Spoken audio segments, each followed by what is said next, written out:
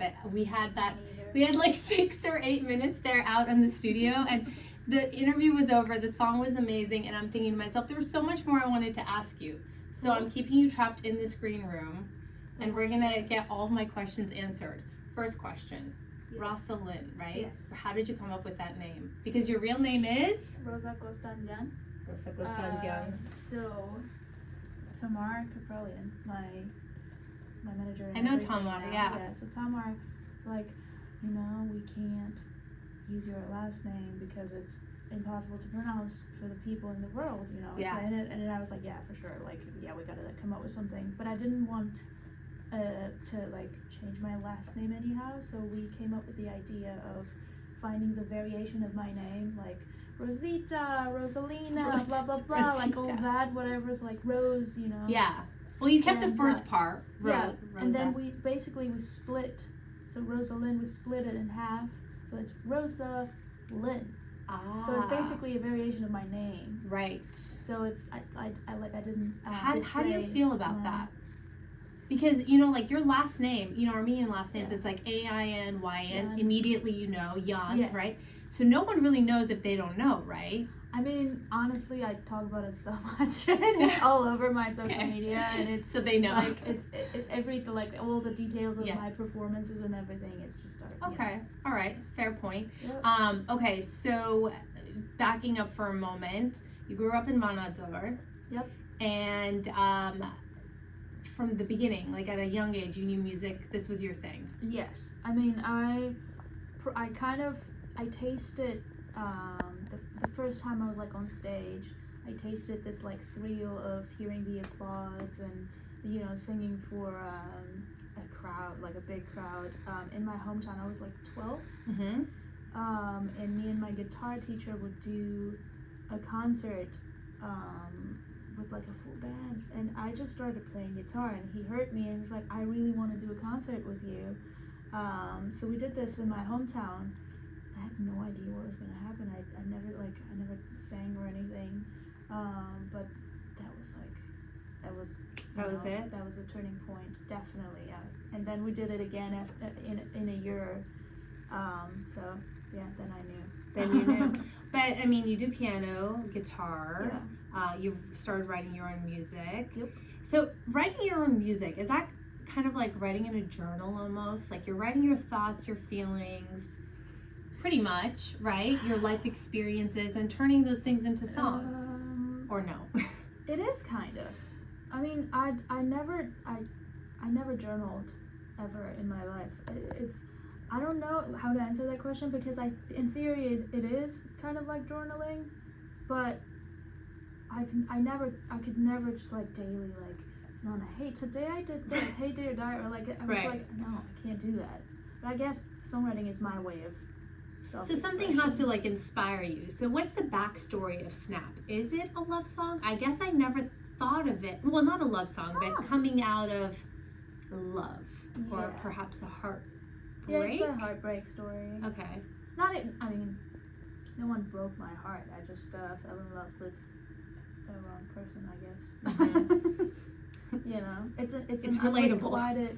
It's an unrequited love story. My first love. I was 17. I fell in love, and it was unrequited, and it took me 4 years to get over it. Wow. Yeah, but then I mean, that period was like really messed up too. I was 18 and everything. It's like, yeah, So you like had to snap out of it. Did you snap out of it? Yeah, I'm over it. Okay. Yeah, I'm over it. So listen, you've been in the States before. It's your first time in LA. You moved to LA. You signed with Columbia Records, which is amazing. Congratulations. But prior to this, years ago, you lived in Wisconsin, right? As an exchange student. What was that like? That was fun. It was very, very fun, very different. I don't know how I end up being in places that are completely different from what I used to. Every now and then, every like 5 years in my life. But that was cool. I mean, I was in the high school. I was lonely for the first half a year, and then I joined show choir. And then I got all the solos, and then it became fun. And then I fell in love. Right. So that's You got the song out of it. It's like Yes. Taylor Swift almost. I love that. I mean, I love that story now. Yeah. I appreciate it so much. I learned a lot about myself. That during the 4 years of me getting over that love, I learned a lot about myself. It was just such a lesson for me. So when you went to Eurovision, you came back. You got 20th place, right? Yeah. You came back and you talk about how you felt like you'd let your whole country down, which is a lot of burden to have on your shoulders. How did you snap out of that? When I got 20th place, we had to fly back home right like the next day of the grand finale, and it was terrible. Like, I felt so bad. I don't remember it. Like, I just didn't know how to go back. I was like, how am I gonna go back? I just hated to think about, okay, I'm gonna get off the plane, everyone knows me now. Like, I just didn't want to do it. I just wanted to wake up and be in my You didn't want to face. Yeah, and I didn't even go home. I didn't go to Vanuatu. I was renting a place in Yerevan for a year with my roommate, with my best friend. And I told everyone, I was like, and it was my birthday in 2 days too, like May 20th, and I was just home. I couldn't go back to Vanuatu. You didn't want to face the world almost. Yeah, I just didn't know how to. Because it was also, I felt okay, but I didn't want people to be like, and they still do, like, after everything, when I was back home in December, and everyone would come up to me and be like, hey, don't worry, you did so great, and I'm like, do you actually know what's happening? What's happened after? It's great. Yeah. But it's so sweet when people say that. So you wake up one day, you say, and all of a sudden you realize your song's going viral. You're getting like 3 million streams a day. Yes. And you're thinking, wow, really? Is this happening to me? Honestly, I always knew that I'm gonna make it someday. Yeah? Like, I didn't know. I felt it. I was like, okay, but if I don't, what else am I supposed to do on this earth? Like, I just didn't know. You feel like what this is your purpose. This is your calling. I'm not really. I mean, it sounds like I'm a hero or whatever, but I'm not. But No, I get it. My life, like, I don't know what else would I do. So I felt it that my life's gonna turn that way anyhow. Like, I didn't know when, I didn't know how, I didn't know why, but so I wasn't really surprised. I was kind of ready for it because I started writing when I was 12 and I had this dream, and I already built it in my head, like everything that's going on. I've already experienced it in my head. So I like singing on stadiums, and it's gonna happen in summer. But I imagined myself so many times doing everything that I do now daily. So it's like, it's okay that it's happening for me. I think there's some truth to that when you are so driven, and which you are, and you envision the life you want, you're working toward that, right? Yeah. So that's what's happening. So you write nonstop, basically. You're here in LA, and that's your focus. You're like, I'm here for a purpose. You're constantly working. Is it because you feel this pressure to, you're up here, right? So I always say people who reach the top or are close to reaching the top feel more pressure to work even harder to maintain that level or even go even farther. Oh yeah, my goal is definitely go further. I don't know how it's gonna happen, but I wanna do my own stadium tour, not after 10 years maybe, but 5 years, let's hope. But I definitely don't want to be a one-hit wonder, as we talked about already. I have so much music in me yet that I haven't written, or the stuff that I wrote already that I believe in so much that is not released yet. So I'm really actually inspired and motivated by what I'm doing now.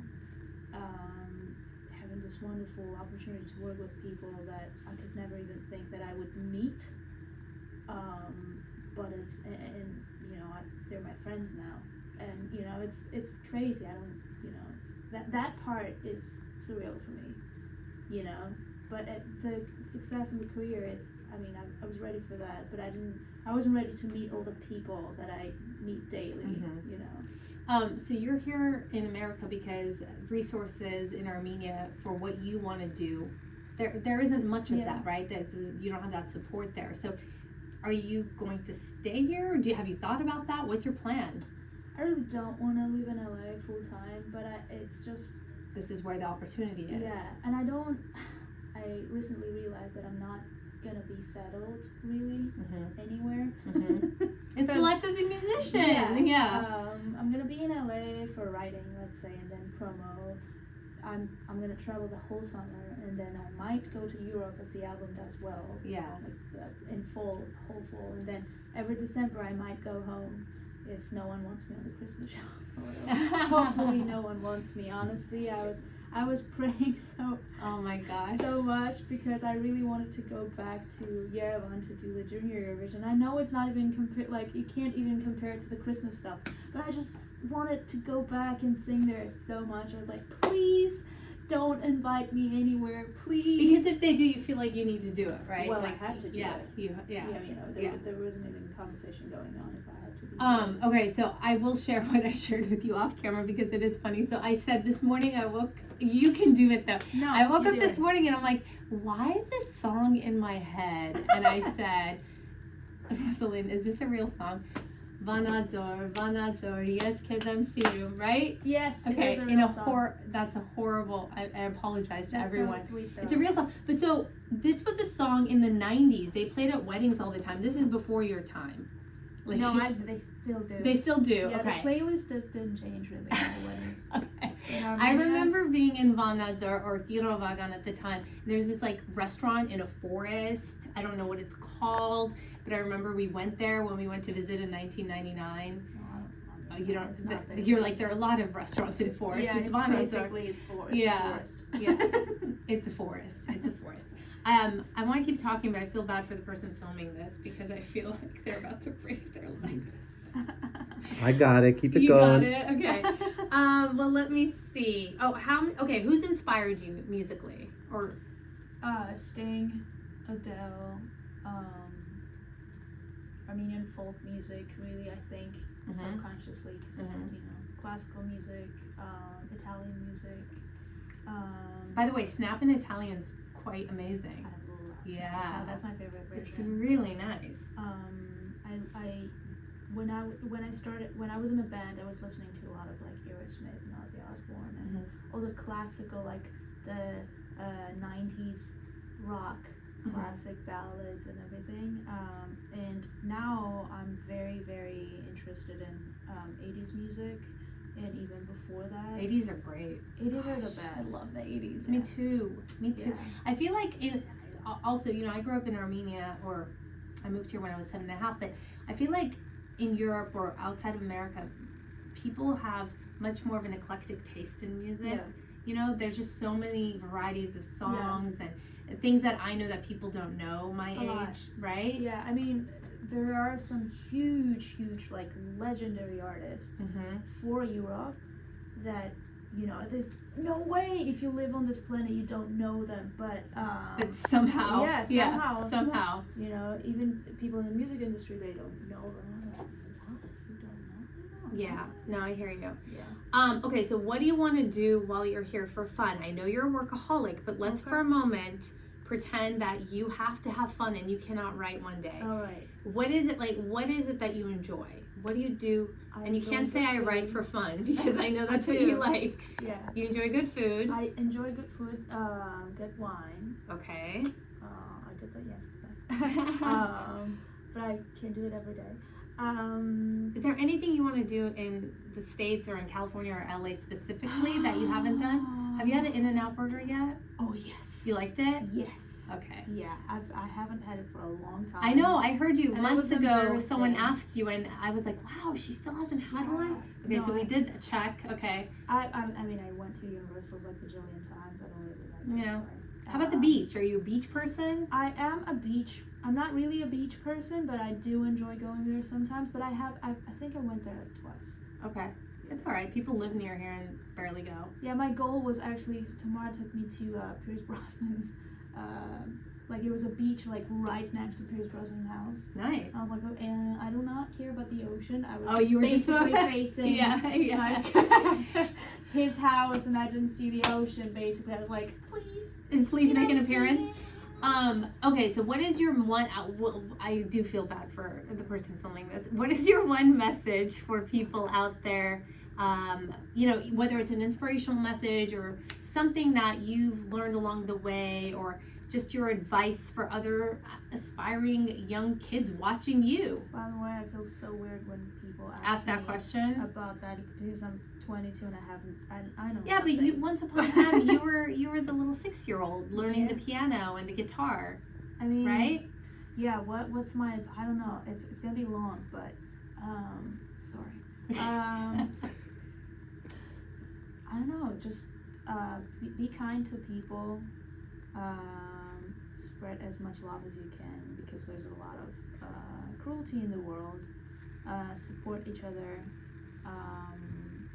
Well, what about never giving up, right? You just kept going. It's gonna be very, it's a cheesy thing to say, but honestly, believe in your dreams and follow your dreams. Listen to your heart. That's what I did. I always thought it's such a cheesy thing, but then it happened to me. Like, dreams do come true if you work hard and put the effort and time.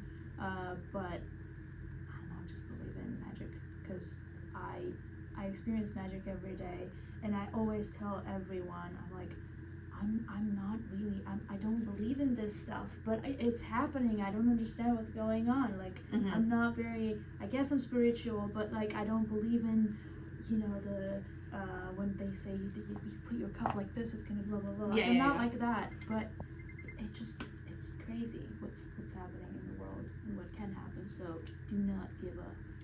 Are you surprised when people say you speak English really well? Do people say that to you? Yeah, they say they're surprised by it. Actually, a lot of Armenians don't know that I speak Armenian. They know that I'm Armenian, but they don't think I'm from Armenia, which is weird. That is interesting. Because I don't know. So wait, speak a little Armenian then. Let's set Yes, this. Please don't be surprised by my English, though. I'm trying to think. Vanadzori Martik, like Haduk Zevian Kosum Cheche. Yeah, we have an accent. You do? Inche? It's a bit like it's like we don't say ganum, say ganum. Chemganum. It's like Oh, Chemganum. So you know Gyumrets in there have an accent. Like my people from my town, I have an accent, and I am always like trying to, you know, I know. like I know. Yes. That's so funny. I always try to speak like a Gyumretsi. Why?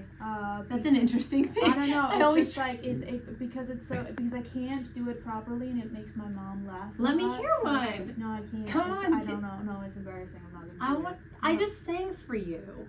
I sang for you. I don't know. How can you say something? I have to to me and I think. can copy it. I don't know. Just like now you're putting me on the spot. Yep. Like, and now I'm like balancing between Yerevansi and Gyumretsi. Chikida Minchasem. No, it's Chikida Minchasem. That's like, more like it's here. regular. Yeah. See, I don't know. I can't think of a word now. You put me on the spot. Give me one. What about Arif Madahayaran? What are your thoughts on Arif Madahayaran? That I can't do at all. That's the funniest thing. Tamar, so I do not know any, I didn't hear any, is it Eastern Armenian? Western. Yeah. Eastern is us. Araksya is a big fan of that dialect, by the way. I do love it. I couldn't understand it at the first. There's some words that, But it's so cute. Everything is cute. Like, no, but it's so cute because everything sounds cuter. Like it's like you want to pinch. Yeah, it's like even if you're angry, when Tamar's angry and she's like, it's so funny. I'm like, I can't argue with her when she speaks Armenian. Like, can you speak in English so we can actually have a discussion? Right. Because she sounds so sweet, and I start laughing. She's like, don't you laugh at my Armenian? But everything is just I guess that's my favorite. Do you feel pressure to continuously, make a point that you're Armenian or include it or incorporate it in your work or your life, does it come organically to you, or do you feel like you need to do it? Like you have this responsibility to do it? I don't see it as I need to or I have to or You want to. I want to, and it's not even, it just happens, I guess it's organic because that's who I am. Like, it would take me a lot of effort to like hide it for some reason, then like it's just who I am. And but I'm saying you made a point, for example, the Late Late Show with James Corden, like you've got these 1800-year-old rugs, carpets, like you made the point to do that, like that was strategic. So I'm saying you went out of your way to do that, because you wanted to showcase tradition, culture, your heritage. I do want to do it. I mean, for James Corden specifically, I wanted to do something. I always think about, okay, how can I do something for Armenia? Not in a way, I don't like talking about the problems like face to face, like, hey, like these people are wrong. Like I don't like when it's being aggressive. I just like when I spark an interest in people, so then they can go and do the research, read about stuff, like, oh, well, like, what was the message on her, like, because when you say it in an aggressive way, which I get, because I get angry about a lot of stuff too, about unfair stuff, but when the person goes and does the research, it's much more effective. So I choose to do it in a subtle way, just spark an interest, like, put the carpets and like have the instruments and just say that I'm Armenian, like, here's what we do, here's what we like, and then it's much more interesting. Or the arts off thing, I didn't say anything, I just put the hashtag arts off, like stop the blockade, and then people did. I didn't even think I was surprised by how much attention it got. I just thought Armenians gonna notice it. But then after the performance, like, all the journalists started asking me about what's the message on your bag, and then I started talking about it. Because when you're asked about it, it's way more effective than just like screaming about it and being aggressive. Because when you're like, you have to think this, you have to think this, people are like, whoop, I'm good. That's a very savvy and wise way to approach it. So. Listen, I really do feel bad, so I'm going to stop. Thank you so much. It was so nice to meet you. Really, I do feel like I know you, but I don't. Yeah, which is a nice feeling. It is a great feeling. And you're welcome to, come to my part of town, get to know a little bit of life outside of LA. We have to go to that. Carlitos Gardell. Yep. Carlitos Gardell. Like Carlitos Way. That's a great movie. That's my favorite movie. No way. Pacino. Yeah. I'm a huge fan of Al Pacino. Me too. Who is it? I think every Armenian's a fan of Al Pacino. To be fair. Yeah. All right. Thank you so much. Thank you.